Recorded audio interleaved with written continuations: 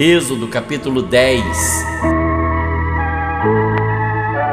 Depois disse o Senhor a Moisés: Vai a Faraó, porque tenho endurecido o seu coração e o coração de seus servos para fazer estes meus sinais no meio deles, e para que contes aos ouvidos de teus filhos e dos filhos de teus filhos as coisas que fiz no Egito e os meus sinais que tenho feito entre eles, para que saibais que eu sou o Senhor. Assim foram Moisés e Arão a Faraó e disseram-lhe: Assim diz o Senhor Deus dos Hebreus: Até quando recusarás humilhar-te diante de mim? Deixa ir o meu povo para que me sirva. Porque se ainda recusares deixar ir o meu povo, eis que trarei amanhã gafanhotos aos teus termos, e cobrirão a face da terra, de modo que não se poderá ver a terra, e eles comerão o restante que escapou, o que vos ficou da saraiva. Também comerão toda a árvore que vos cresce no campo, e encherão as tuas casas e as casas de todos os teus servos e as casas de todos os egípcios, quais nunca viram teus pais, nem os pais de teus pais, desde o dia em que se acharam na terra até o dia de hoje. E virou-se e saiu da presença de Faraó. E os servos de Faraó disseram-lhe: Até quando este homem nos há de ser por laço? Deixa ir os homens para que sirvam ao Senhor seu Deus. Ainda não sabes que o Egito está destruído? Então Moisés e Arão foram levados outra vez a Faraó, e ele disse-lhes: Ide, servi ao Senhor vosso Deus. Quais são os que hão de ir?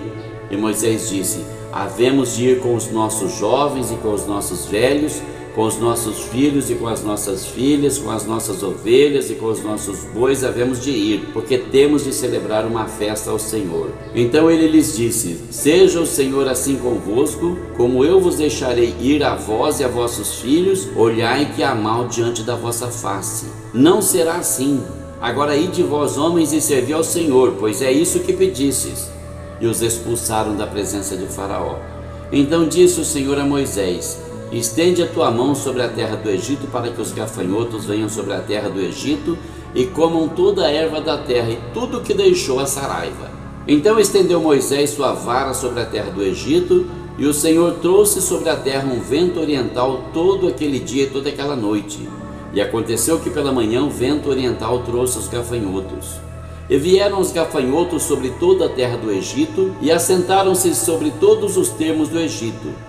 Tão numerosos foram que, antes destes nunca houve tantos, nem depois deles haverá. Porque cobriram a face de toda a terra, de modo que a terra se escureceu.